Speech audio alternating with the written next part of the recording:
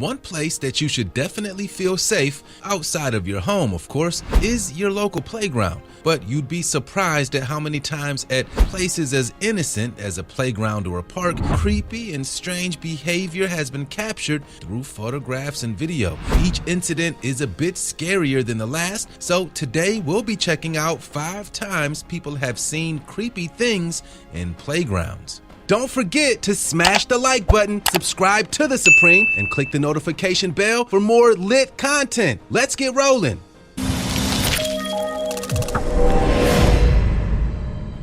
Creepy swings. One of the most common ways of determining whether or not a playground is haunted, at least in the internet age, is by looking for playground equipment that appears to be moving by itself. So we'll start today with the video that comes from Twitter, and that was originally posted in February of 2019. We don't know exactly where the location is, but a young lady named Farlina L. Carroll posted this video with the caption, "So my dad's friend's wife took a video at a resort's playground. Normally, I would say wind, but watch the last part. Tell me what you think. The single swing repeatedly moves up and down with no one else present. And I've got to agree with Farlina. It's hard to just attribute this to the wind, especially when the separate swing just a foot away is barely moving at all. So what else could this be besides a ghost? If you know which resort park this was, then please leave that information for us in the comments down below. I also think it's worth mentioning that she pointed out in her own comments of the post a video that was viewed more than 5 million times that she wasn't the one who took the video.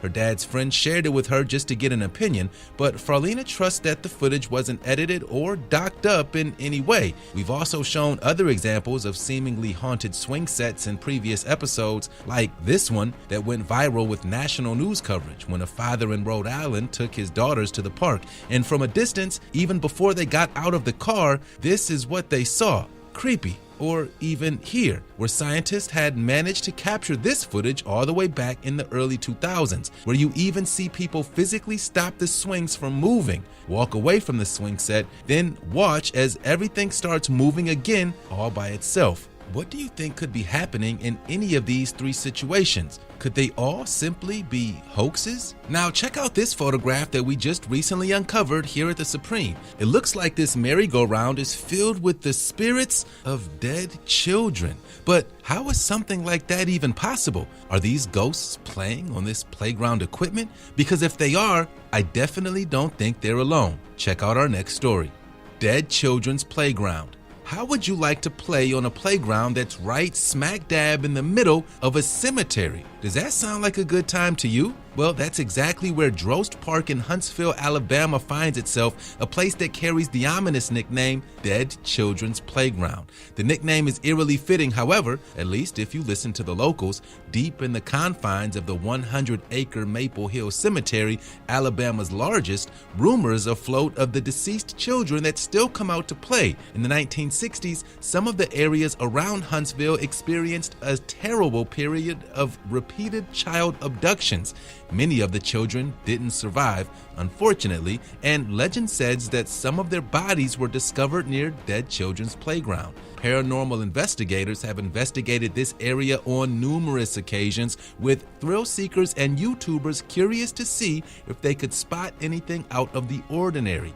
What would it take for you to investigate an area such as this? Are you really that interested in seeing whether or not dead children actually play here? Oh, what am I asking? You're watching The Supreme. Of course you would want to see that. Aside from the spooky swings that have been known to move by themselves, people have also reported sightings of spheres, of ghosts floating around. And others have stated they've heard children playing in the distance, even though when they looked around for them, nobody was there. Creepy, right?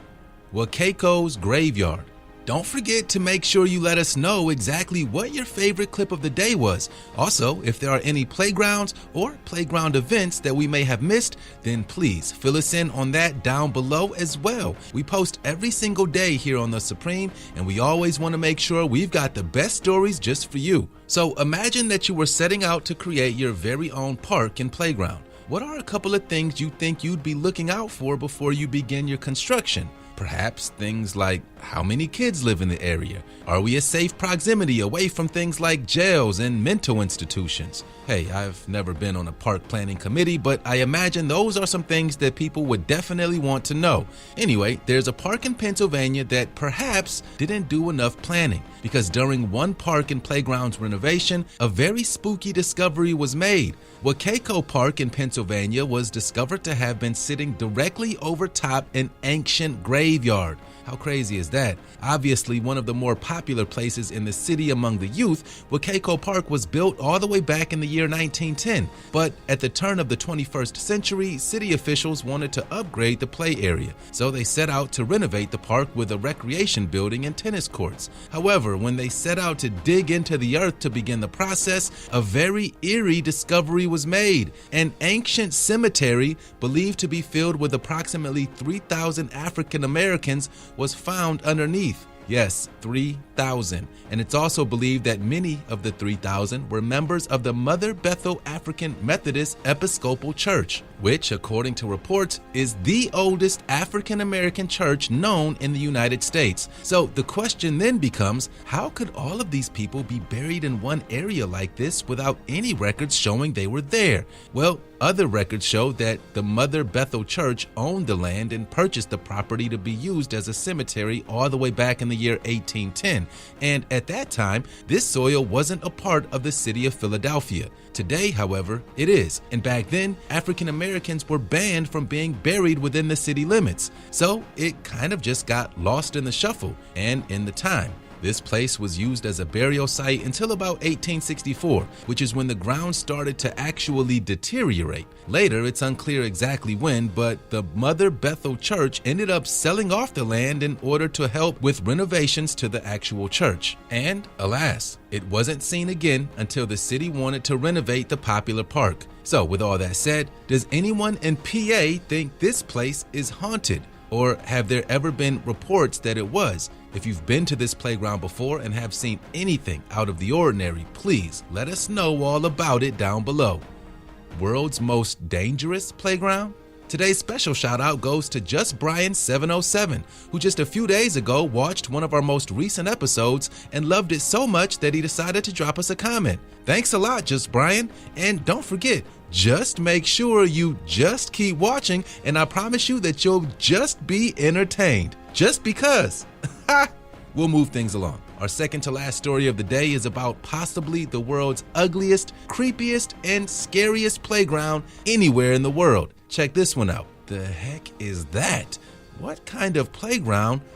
Who plays here? This playground can be found in Tver, Russia. Now, when I heard that this place was put together with primarily old scrapyard metal, I kind of figured it would look pretty crazy. Yeah, you heard me right. They wanted children to play on old scrapyard metal. How safe can that be? And when you watch this guy walk around and play on some of these contraptions, how is he not hurting himself? Seriously, can you imagine a 10 or 11-year-old trying to climb into one of these? I mean, what even is that? It's not a swing, and as soon as he gets into it and puts his feet up, it flips completely over and he's hanging upside down. And while I do think that I might get a kick out of this, I don't think my kids would like it. Or how about this big yellow thing that I don't even know what to call? What the heck is that? I mean, no, seriously, is this even a real toy? I've never seen anything like this in my life. Do you want to get a shout out in one of our daily videos? Well, don't forget to drop a comment down below with the hashtag Supreme Family. Tomorrow could be your day. Now, let's get back to the topic. Kids' toys. We'll end things today right here with a quick story about what not to do if you're a dad trying to be cool for your kids. Listen, I'm a father, so I fully understand and support playing with your children, especially the young ones, as much as you can.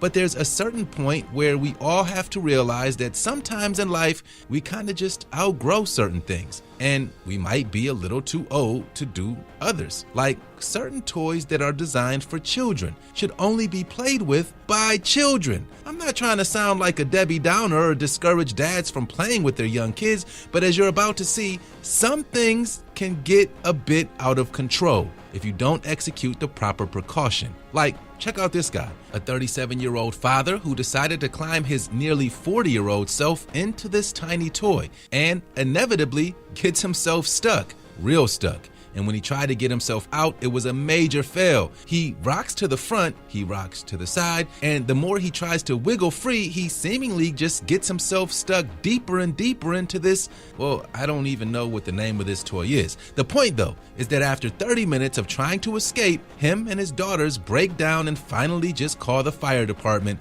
who are forced to literally cut through the toy in order to free the embarrassed dad. Luckily, he ended up okay, even though unfortunately we cannot say the same about his ego or that toy.